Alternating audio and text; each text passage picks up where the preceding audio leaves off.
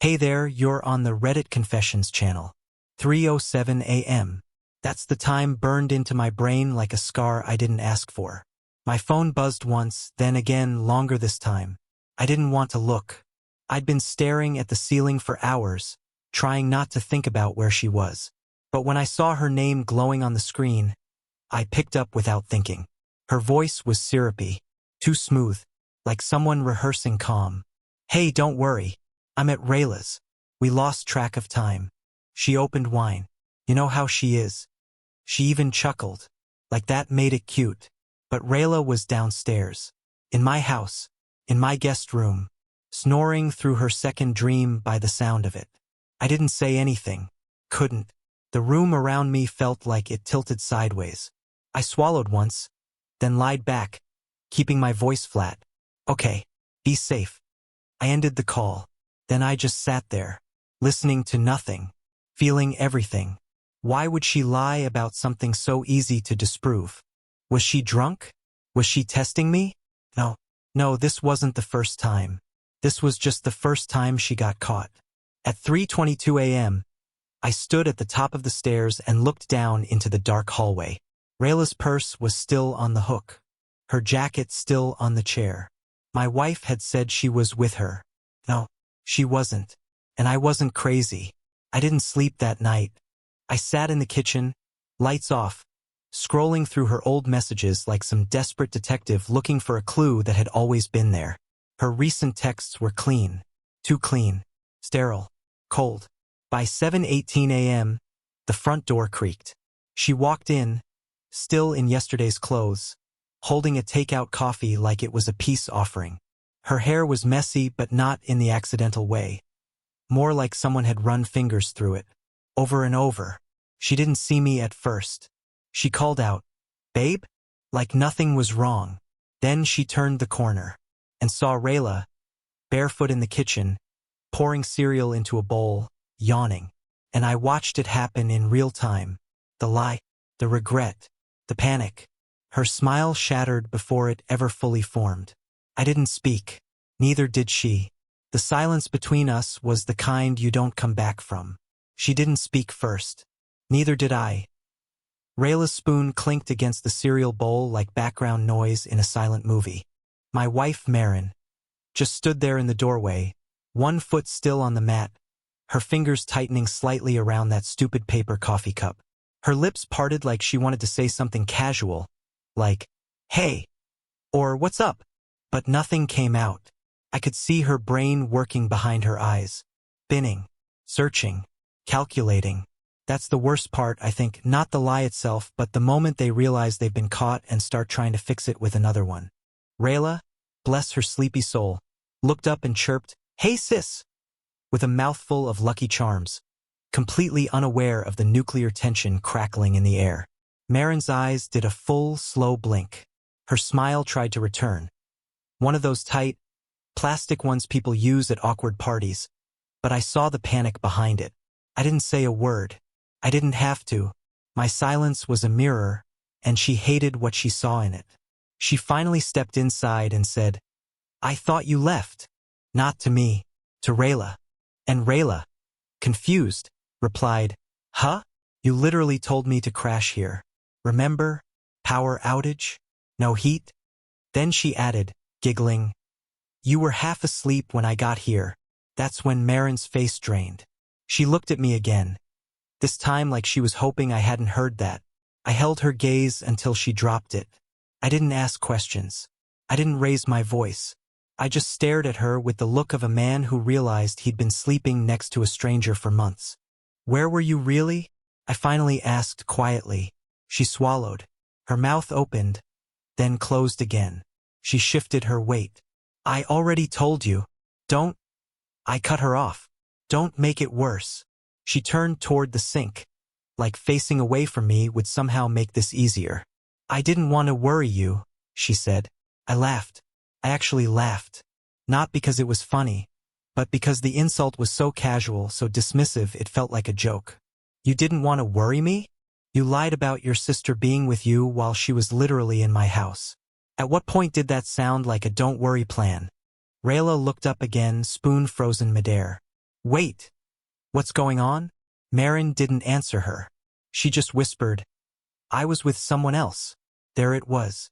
No drama, no tears, just 4 words that sliced through me like glass. I waited for more. A name, a reason, a why. But she didn't give me any. And that silence? It was louder than any confession. I didn't yell. I didn't throw anything.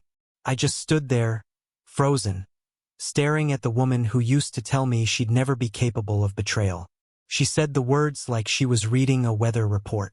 No tremble, no guilt in her voice, just inconvenience. Like her truth was a chore she finally had to check off. I glanced at Rayla, who was still gripping her spoon like it was a weapon now. Her face had turned pale. Her lips parted as if she was about to ask something. But the question got lost somewhere between shock and disgust. Marin turned her back to both of us. She started rinsing out her coffee cup like that somehow mattered now. I watched the water swirl around the inside of the mug, almost hypnotized by the sound. And then I asked the one question I had been terrified to ask all night. Was it him? She didn't turn around, but her shoulders tensed. That was all the answer I needed. I laughed. Bitterly this time. I didn't even want to laugh. It just came out. A miserable, broken thing. Of course it was him. His name was Nolan. My coworker. Not my best friend, but close enough to have had beers together, sat at the same wedding table, and exchanged birthday texts for the last 3 years. He was the guy I invited to help with my garage renovation because he knew his way around drywall. The guy who borrowed my drill. The guy who called Marin sis when I introduced them. And now I couldn't unsee that moment, on the security footage, where a man stepped out of that nondescript gray car, leaned across the seat, and Marin climbed in like she belonged there. I hadn't been sure it was him last night. The angle wasn't great. The lighting was poor. But when I saw the faint reflection of the sticker on the back windshield, Union Pride Local 307, I knew. Only one guy I knew had that on his car. I opened my phone, pulled up the footage again, and handed it to Marin without a word.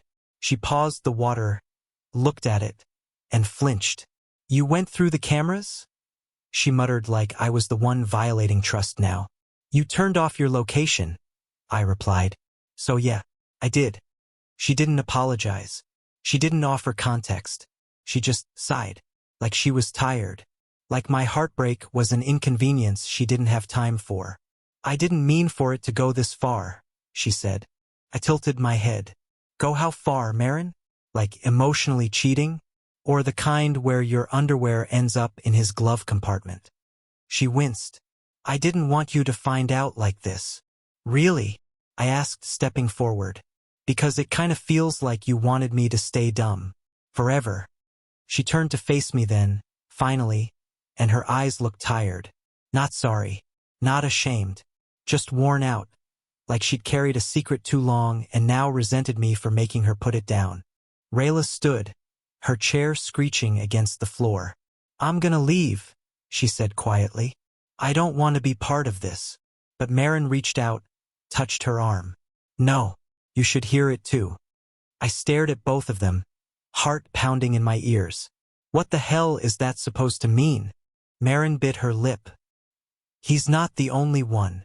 I don't even remember blinking after she said it. My body was still, but my mind went sprinting in every direction, trying to make sense of what Marin had just dropped like it was some kind of offhand remark. He's not the only one. That sentence hit harder than anything else that morning. I'd been bracing for one affair, one guy, one betrayal, but she had just opened the door to something bigger, something I hadn't prepared myself to survive. What does that mean? I asked, slower this time, voice thinner. You mean Nolan's not the only guy? Marin didn't answer immediately. She walked over to the kitchen table, sat down like she suddenly couldn't trust her legs anymore, and stared at a crack in the surface like it was going to give her strength. The silence between us grew heavier with every second. Rayla had frozen halfway to the door, looking like she regretted not leaving earlier. Then Marin said it quiet, flat, but clear. It's been going on longer than I can explain in one conversation. Some were mistakes. Some weren't. I stared at her, completely still, like I was trying not to frighten the truth away. I wanted to scream. I wanted to flip the table or throw my phone or smash something just to hear it shatter. But I didn't move. I just let her talk. Because I needed to know how deep the rot went. She began listing them, not names but moments. She didn't even try to defend herself anymore. There was a guy from work during a conference out of state. Someone she met through a fitness app who she said understood her emotionally, in ways I apparently didn't. Nolan, she admitted, had started as an emotional affair, but escalated the night I was out of town visiting my mother in the hospital. I felt like I was watching a horror movie where I was the fool who stayed in the house too long. At one point, I asked, "How many?" She didn't answer at first. She just rubbed her temple like I was asking her to do long division. And then she whispered, "5. That I'd count. I don't know if that makes it better or worse." Better or worse. My hands were trembling. My stomach felt like it was trying to eat itself from the inside out. I'd spent years thinking I was the problem. Too clingy, too insecure, too tired after work to be spontaneous enough for her. She made me feel like I was hard to love. Turns out she just didn't want to love me anymore. But she wanted the perks of having me around. Rayla was crying now, quietly. She hadn't moved from the spot near the door. Maybe she felt guilty for being related to this mess. Maybe she was realizing her sister had become someone neither of us recognized. "I stayed," I said, more to myself than anyone else. "I stayed through everything. When you were depressed. When your dad passed. When you got laid off and said you felt worthless. I stayed. I carried you." Marin didn't look up. She just said, "I know." I think that was the moment something broke. Not with a bang, but with a quiet snap. The kind you don't even hear until the pieces start falling apart. Then she added one more thing, something so cruel in its honesty, it didn't even register until later. "I didn't think you'd ever find out," she said. "You're not the type. Not the type. Not the type to see it. Not the type to walk away. Not the type to fight back. Just the type to stay. To take it." The silence after her last words didn't feel like silence anymore. Felt like suffocation. "You're not the type." I heard it on a loop, like some twisted mantra designed to keep me small. I wasn't the type to fight back, wasn't the type to notice, wasn't the type to leave. That's what she'd built our marriage on. Not love, not trust, but the quiet confidence that I would stay, no matter how badly she betrayed me. And honestly, until that moment, she might have been right. I didn't say anything else to her. I didn't scream. I didn't cry. I just walked past her, picked up my phone off the counter, and stepped out onto the front porch. The morning was cold, the kind that bites at your skin and makes you wish you'd grabbed a jacket. But the numbness inside me was louder than the chill. I scrolled past contacts I hadn't touched in months until I landed on one I never thought I'd call. Brendan, my cousin, former Army, now runs his own private investigations business. We hadn't talked in over a year. Ever since he embarrassed Marin at Thanksgiving by casually mentioning how he once caught his ex cheating, and dealt with it before the ink dried on the divorce papers. Marin said he gave her the creeps. I guess now I understood why. He picked up on the second ring. "Well, this is a surprise," he said. "You owe me a beer, or you finally ready to admit I was right about her?" "I need help," I said, voice low. "No drama, just answers." There was a pause. Then a slow, knowing breath. "Okay, what kind of answers are we talking?" "I need to know who else," I whispered. "I need names, dates, everything. I need it to be airtight." "Does she know you're asking?" "No, and she won't." Another pause. Then Brendan's voice changed. No more joking. No more smugness. Just sharp, professional calm.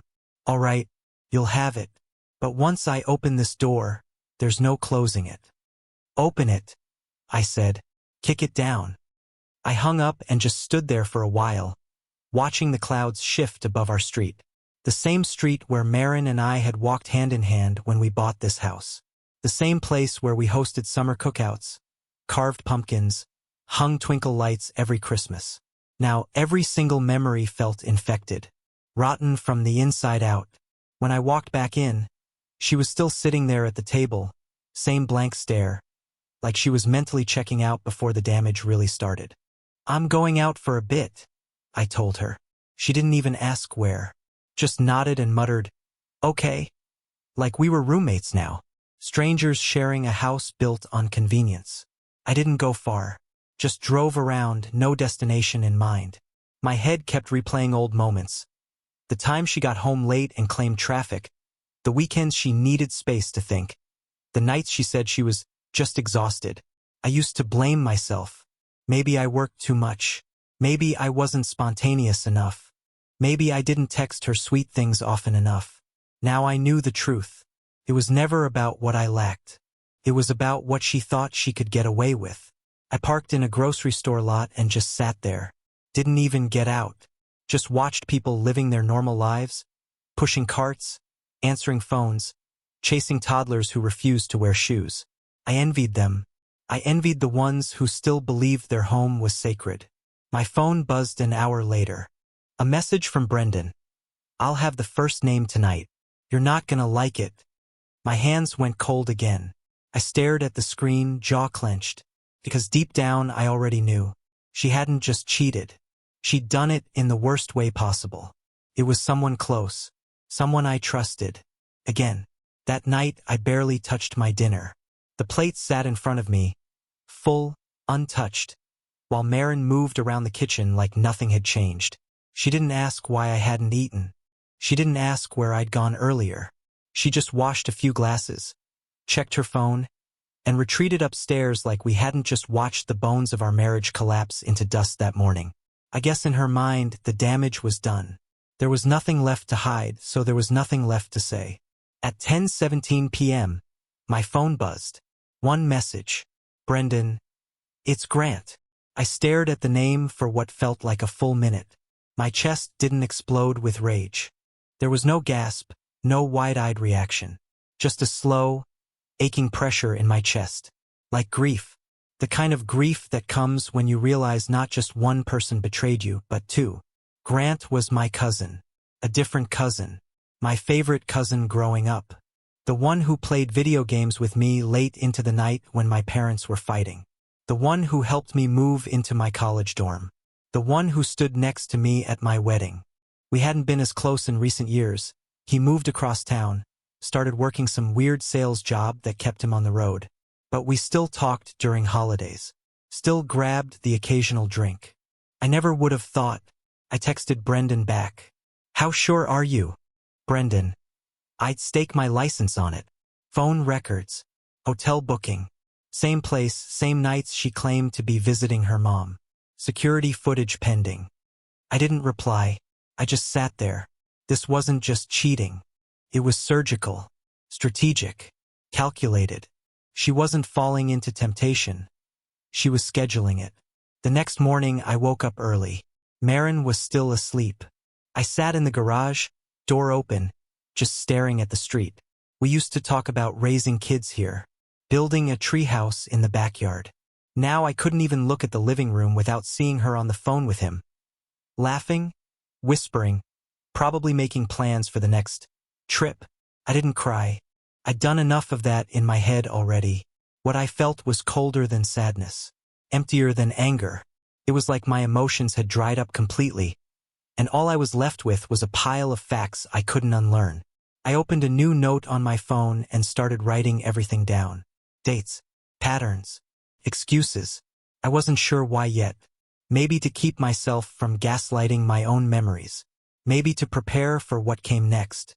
All I knew was that I needed to hold onto something real, even if it was ugly. When Marin came downstairs, I looked up but said nothing. She gave me a soft morning, like she hadn't dropped a grenade in the middle of our life 24 hours ago. I didn't reply. Instead, I asked, "What happened with Grant?" She stopped mid-step, turned to me slowly. For the first time in this entire nightmare, I saw genuine panic in her face. I don't know what you mean," she said too quickly. And that's when I knew Brendan hadn't been wrong. I stood up, walked past her, and said, "You're going to tell me the truth, all of it, or I'm going to call your mother, your sister, my lawyer, everyone. And I won't stop talking until they all hear it from me first. She stood there, frozen. I kept walking, because the time for quiet pain was over. She didn't follow me upstairs right away. I went into the bedroom and sat at the edge of the bed. My hands clenched, heart steady but heavy. I stared at the floor for a long time, waiting. 5 minutes, then 10. No footsteps, no apologies, no rush to stop me. Maybe a part of me hoped she would come storming in and admit it, beg, cry, something. But the silence downstairs only proved how deep her comfort in deception ran. It wasn't panic that kept her frozen. It was arrogance.